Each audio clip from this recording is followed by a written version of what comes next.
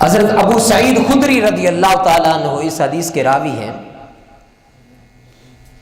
آپ میں سے ہر کوئی پڑھتا ہے لا الہ الا اللہ محمد الرسول اللہ صلی اللہ علیہ وسلم.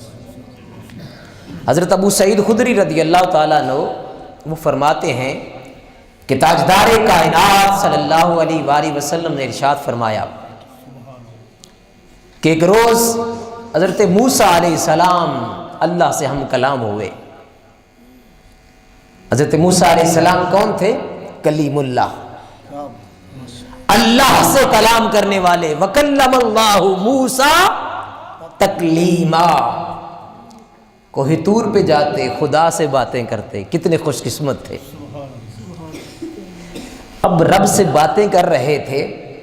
عرض کیا کرتے ہیں باری تعالیٰ مجھے کوئی ایسا کلمہ سکھا دے میں جب بھی تجھے یاد کروں تو وہ کلمہ پڑھوں، اور جب بھی میں تیرے حضور دعا کروں تو وہ کلمے کے ساتھ کروں. اس پر رب تعالیٰ نے فرمایا اے موسیٰ تم کہو لا الہ الا اللہ. کیا ارشاد فرمایا؟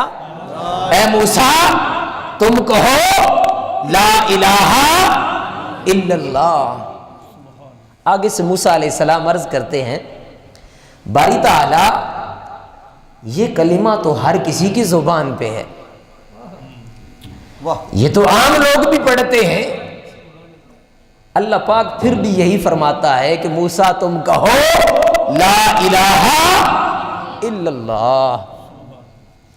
اب پھر حضرت موسیٰ علیہ السلام اللہ کی بارگاہ میں عرض کرتے ہیں، وہ فرماتے ہیں کہ باری تعالیٰ میں یہ چاہتا ہوں کہ تو مجھے کوئی ایسا کلمہ سکھا دے کہ جو میرے علاوہ کوئی اور نہ پڑھے.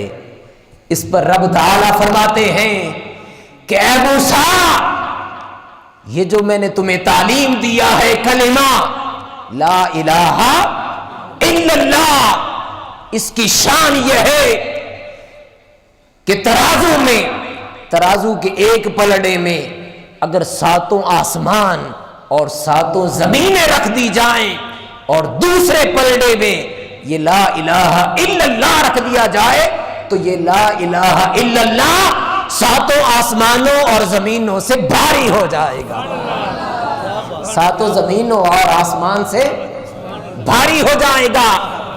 پھر حضرت زید بن ارقم ارشاد فرماتے ہیں، وہ روایت کرتے ہیں اور اس حدیث کو امام طبرانی نے معجم الکبیر میں روایت کیا. وہ فرماتے ہیں کہ تاجدار کائنات صلی اللہ علیہ وسلم نے ارشاد فرمایا کہ جو شخص اخلاص کے ساتھ لا الہ الا اللہ کہتا ہے اللہ اس پر جنت کو واجب قرار دے دیتا ہے. اس پر صحابہ کرام عرض کرتے ہیں یا رسول اللہ آپ نے جو ارشاد فرمایا اخلاص کے ساتھ اس کا کیا مطلب ہے؟ اس پر رسول کریم صلی اللہ علیہ وسلم نے ارشاد فرمایا کہ اخلاص کا مطلب یہ ہے کہ اس ذات نے جس شے سے منع کیا اس سے رک جاؤ اور جس کا حکم دیا اس کو اپنا لو. یہ اخلاص ہے. یہ کیا ہے؟ اخلاص ہے کہ رب تعالیٰ نے جن چیزوں سے منع کیا اس کو چھوڑ دو اور جس چیز کا حکم دیا اس کو اپنا لو. اگر اس کام کے ساتھ تم نے لا الہ الا اللہ پڑھا تو بدلے کے طور پر وہ رب کیا دے گا؟ جنت عطا فرما دے گا. اور پھر ایک اور حدیث مبارکہ جو ترمذی شریف کی حدیث ہے اور اس کے راوی حضرت سیدنا ابو ہریرہ رضی اللہ تعالیٰ عنہ ہے.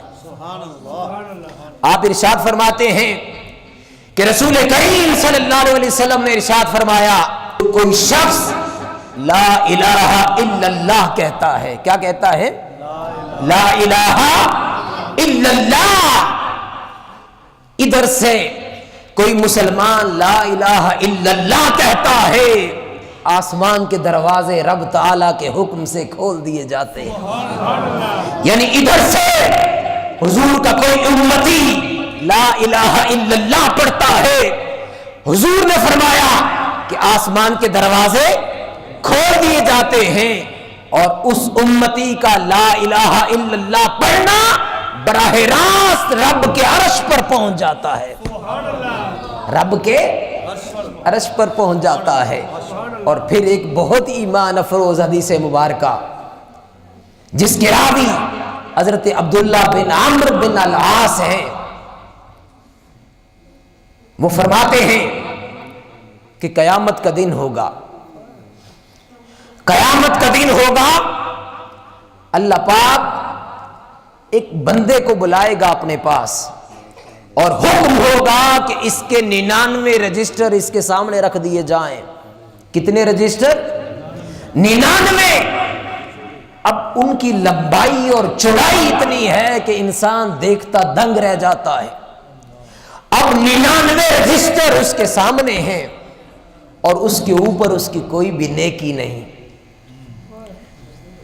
اس پر اللہ پاک پوچھتے ہیں اے میرے بندے، یہ ان رجسٹروں کے اندر جو کچھ لکھا گیا ہے یہ غلط تو نہیں؟ وہ بندہ عرض کرتا ہے باری تعالیٰ نہیں۔ اللہ پاک پھر پوچھتے ہیں اے میرے بندے تم پر ظلم نہ ہو، میرے فرشتوں نے لکھنے میں کوئی ڈنڈی تو نہیں ماری؟ لکھتے ہوئے تمہارے نامہ اعمال اس میں کوئی آپ پر ظلم تو نہیں ہوا؟ وہ بندہ عرض کرتا ہے باری تعالیٰ نہیں، فرشتوں نے بھی مجھ پر کوئی ظلم نہیں کیا۔ اللہ پاک پھر پوچھتے ہیں کہ یہ کام تو نے کیے؟ وہ بندہ عرض کرتا ہے ہاں باری تعالیٰ مجھ سے بھول ہو گئی، میں گناہ کر بیٹھا، غلطی پہ غلطی کرتا چلا گیا۔ اس پر رب تعالیٰ فرماتا ہے رکیے۔